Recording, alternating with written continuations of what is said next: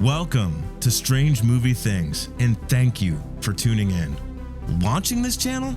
Well, it's going to be a wild ride for sure. It all started with one idea though, that not all stories move in straight lines. Some loop, some glitch, and some, like Stranger Things, leave their clues scattered across time. With season 5 on the horizon, this felt like the right moment to launch, not to predict an ending, but to rewind. The truth is, we know more about the final season than we think. The answers weren't dropped in the trailer, they were embedded in the beginning. That's what this channel is for. To take apart stories, to put them back together through a different logic, through memory, through pattern, through signal. And once you've seen it that way, you don't just rewatch, you rerun. And the rerun, it starts here. This is episode 1, The Crawl. The dice have rolled, but the board never cleared. In Dungeons and Dragons, The Crawl is the first descent, the return to the dungeon, and this time, we're not just watching the rerun, we're inside it.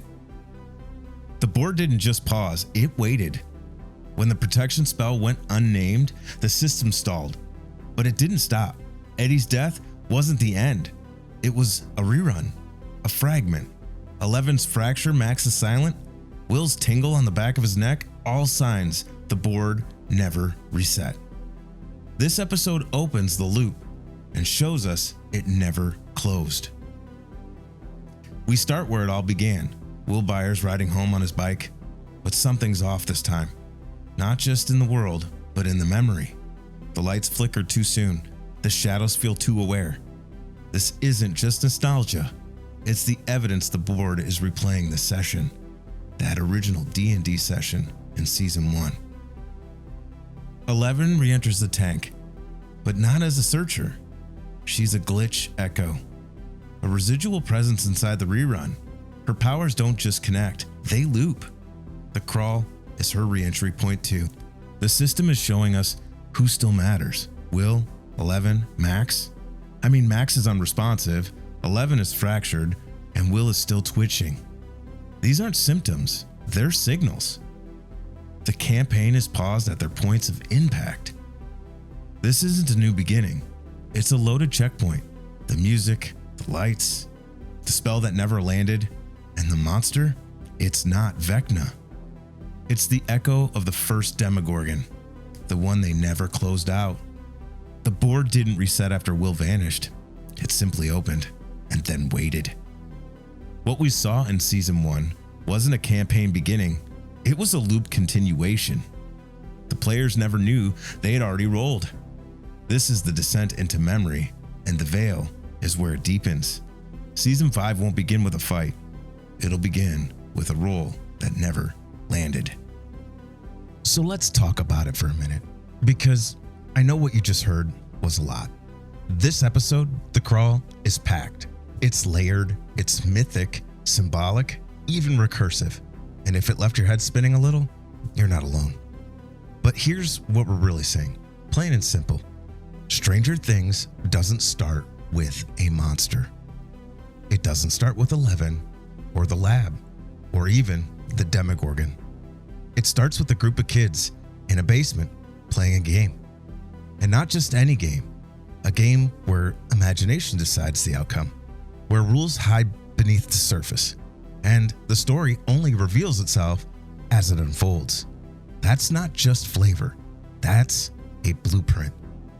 Because what if that opening moment wasn't just backstory? What if that dice roll, that flicker of light, that sense that something unseen is shifting, was the real start of the story? That's the theory we're chasing here. That Stranger Things Season 5 isn't just continuing the plot, it's re-rolling it. It's not a sequel, it's not a recursion. So when we say The Crawl, we don't just mean Will riding into the night. We mean the first step into the field, into something deeper, older, already moving. In D&D, The Crawl is when the players enter unfamiliar territory. There's no map, no safety net, no help, just tension. instinct and the feeling that something's watching. And that's exactly what happens to Will. That's what the lights are. That's what the shadows are.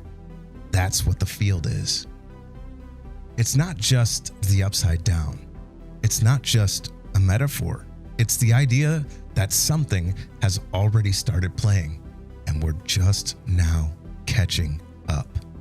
So, if this felt dense or a little abstract, good, because the field doesn't explain itself. It rolls. And now that the dice are moving, we're going to see what it echoes. Well, friends, that's all for today's episode. I hope you enjoyed it. So much to unpack as we move this thing forward. Thank you for tuning in, and until next time, Strange Movie Things is signing out.